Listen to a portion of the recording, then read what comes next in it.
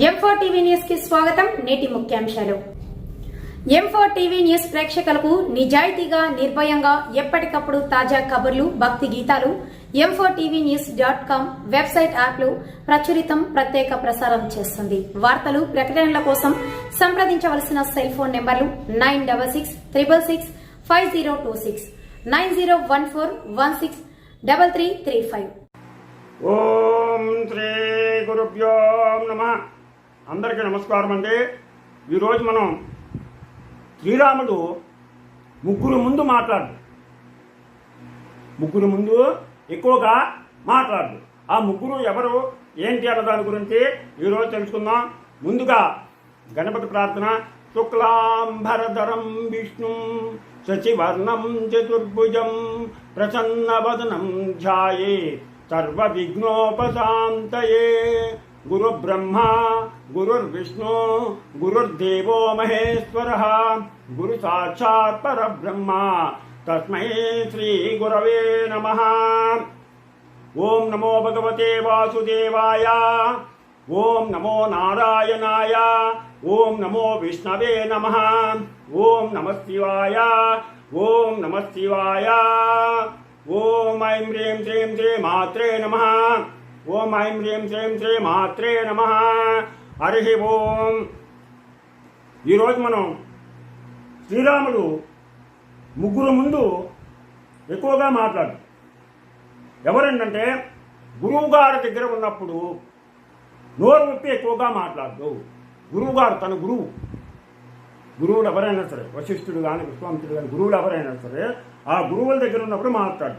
ఎంతో అవసరం అయితే అద్భుతమైనటువంటి ప్రశ్న ఒకటి వేస్తాడు గురువు గారు. అదే పనిగా మాట్లాడేది చేసి చెవులు దొప్పలు చేసుకొని వింటాడు.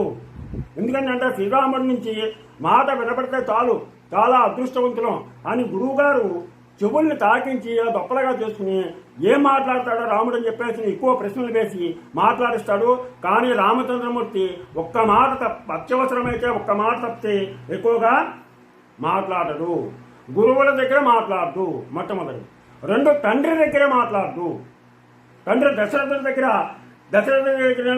వెళ్ళినప్పుడు కూడా ఎక్కువగా తండ్రి దగ్గర కూడా మాట్లాడు. ఎందుకంటే తండ్రి కూడా గురువు, అందుకనే తండ్రి దగ్గర కూడా ఎక్కువగా మాట్లాడు. ఎలా అనగా గాయత్రి ఇచ్చాడు మనకి, గాయత్రి మంత్రాన్ని ఇస్తాడు కాబట్టి తండ్రి మనకి గురువు. గాయత్రి మంత్రాన్ని మనకి ఉపనయనం అయినప్పుడు చెబులో మనకి తండ్రి గాయత్రి మంత్రాన్ని ఉపదేశిస్తాడు. అందుకనే మొట్టమొదటి గురువు మనకి తండ్రి.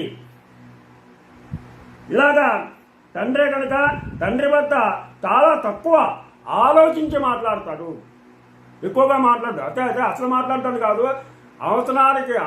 అవసరానికి మించి మాట్లాడు. అనవసరంగా ఏ మాటలు కూడా మాట్లాడు తండ్రి దగ్గర, గురువు దగ్గర. ఇకపోతే 3, స్త్రీలు ఉన్న చోట, ఆడవాళ్ళు ఉన్న చోట ఎక్కువగా మాట్లాడు. ఎందుకంటే పురుషుల యొక్క బలహీనత ఆడవాళ్ళు ఉన్న చోట మాట్లాడితే చాలా గొప్పవాడు అనుకోవాలని 1కి 2 మాటలు మాట్లాడటం ప్రారంభమవుతుంది.